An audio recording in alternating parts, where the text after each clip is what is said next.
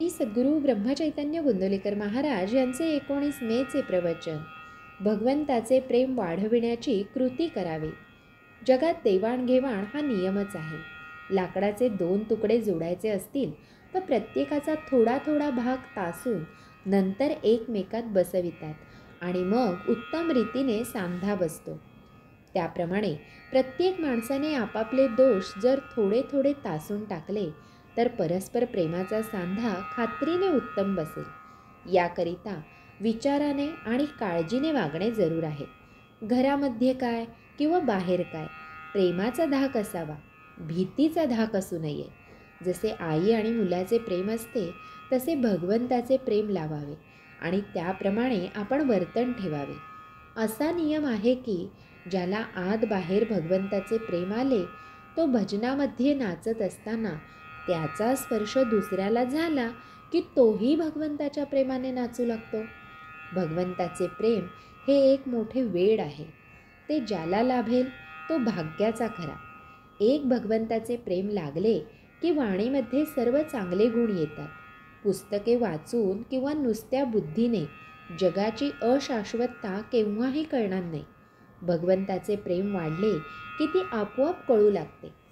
एखाद्या माणसाचे तोंड आल्यावर पोटामध्ये भूक असून सुद्धा त्याला खाता येत नाही किंवा अन्नाला चव लागत नाही. त्याचप्रमाणे आतमध्ये भगवंताचे प्रेम असून सुद्धा आपण बाहेर प्रपंचामध्ये आसक्त असल्यामुळे भगवंताच्या नामाची गोडी वाटत नाही. तोंड बरे व्हायला जसे प्रथम औषध घ्यावे त्याचप्रमाणे नामाची गोडी यायला आपण प्रपंचाची आसक्ती कमी करावी. ही प्रपंचाची आसक्ती सोडणे किंवा कमी करणे हे फार कठीण काम आहे. त्याकरिता भगवंताबद्दल आपलेपणा, अनुसंधान आणि सत्संग हेच 3 उपाय आहेत. भगवंत हा बहुरूपी आणि अनंत ठिकाणी नटणारा असा आहे. म्हणून त्याच्या प्राप्तीसाठी अनंत साधने असली पाहिजेत. ज्याच्या त्याच्या मनोरचनेप्रमाणे जो तो आपले साधन करेल. पण या सर्व साधनांच्या मध्ये भगवंताचे प्रेम हे सर्वसामान्य असले पाहिजे. भगवंताचे प्रेम हे कोणत्याही साधनाचा प्राण आहे. ते प्रेम मागण्यासाठी रोज भगवंताची प्रार्थना करावी. ज्याला भगवंताचे प्रेम येईल तो सृष्टीकडे कौतुकाने पाहिल.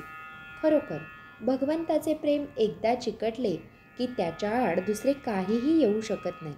भगवंताच्या नामाला नीती हे पथ्य आहे. ते सांभाळून जो वागेल त्याचे भगवंतावरचे प्रेम वाढेल. भगवंतावर अत्यंत निष्ठा ठेवा, प्रेम ठेवा.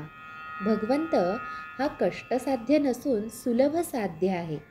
जो हिनाहूनही हीन आणि अडाण्यातला अडाणी आहे त्याला सुद्धा मिळणारा असा भगवंत आहे. श्रीराम समर्थ. ज्याला भगवंताचे प्रेम यावे असे वाटते त्याने नाम घेणे हाच एक मार्ग आहे. श्री सद्गुरू ब्रह्मचैतन्य गोंदवलेकर महाराज की जय. जय जय रघुवीर समर्थ.